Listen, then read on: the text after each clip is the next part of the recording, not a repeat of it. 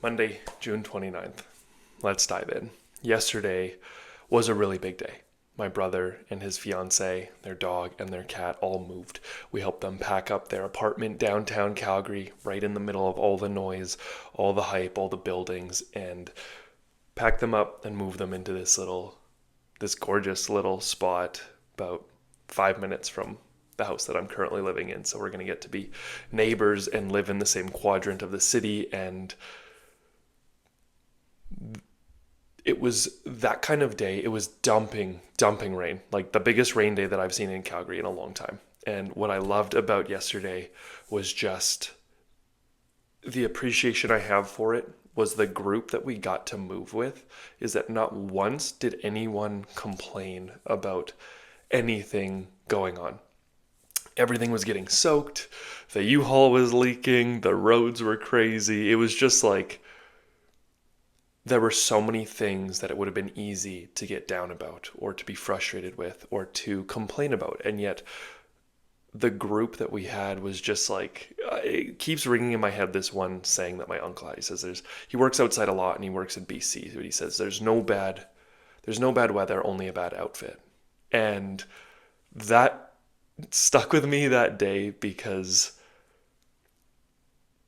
it's so true. There is no bad weather. And when we say weather, it actually means circumstance that we can't control. There is no bad, uncontrollable circumstance. Only how we choose to interact with it.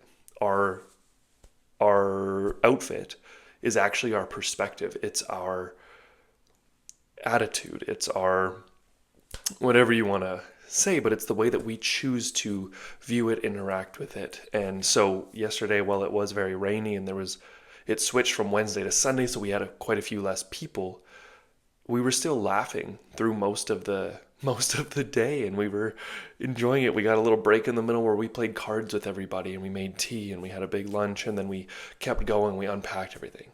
And so just bringing in a lot of appreciation for that day. It also had me reflecting on the fact that I've been in this home since November of last year. And so it's been November, December, January, February, March, April, May, June, 8 months. This is the longest I've lived in one home in the last 6 years, 8 months. And so to not be moving, I could watch my brother's fiance going through the waves of the bittersweet grief that comes with being so ready to get out of a place, but then when the day comes to move, realizing how many memories a certain home or location holds and how much we've grown in a certain house and how many experiences we've had. And so all of that chapter comes to a close. And so I was able to reflect on my own experience of, one, the appreciation I have for being in one location, and also loving for them the fact that this gets to be a little checkpoint in their lives where they move in together and begin this next aspect, this next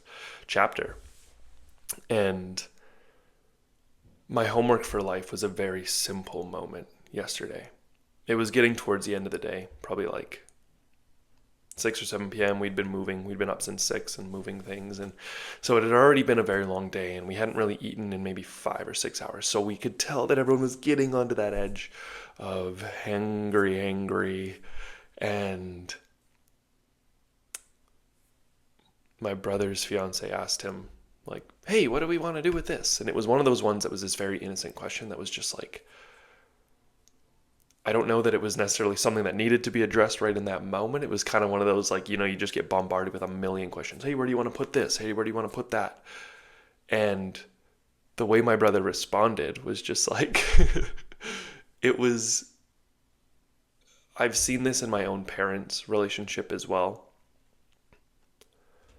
But it just really stood out to me because he responded from so much love and compassion in a moment where it would have been very easy to get short or snappy or just like exhausted and done. And it was just, hey, love, I'm still unpacking. I'll come see that in a moment. Because it was like, you got to come check this out. It was something like in the house that wasn't, I don't know, it wasn't about the move. It wasn't about packing. It was something separate.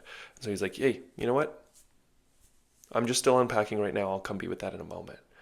And the way that it just was able to set this, I don't know. I've seen so many other relationship dynamics where that isn't the core operating system of just this loving compassion and this kindness that we're on the same team. And if there's something like being able to communicate no's or boundaries or hold on to moments without it being charged in any sort of way, just really struck me. So I'm just shouting out my bro in this one. I don't think he'll watch this, but if he does, I love you and I see you in the work you're doing in this relationship. And otherwise, this whole week is getting very, very rainy, and all of my couple of the jobs that I work, the construction and the serving, both are kind of predicated that how busy they are on the weather being fair. And so a quieter week perhaps on the working front, and that is exciting because I get to pour into some of these new endeavors we're working on, and we'll keep you posted on that in a moment. On a side note, I got this new painting. Should I show you guys? I'll show you right at the end here. Plug the mic. Check this out. Oil on canvas. It's this like really epic, oh my gosh, mountain scenery. And it's real too, right? Like it's the actual oil painting. I don't know, something about this old stuff that's coming back into style because it's got the human touch, it's got the human spirit in it, whereas all this IKEA stuff feels void of life, I tell you. Anyways, big love out. Ciao.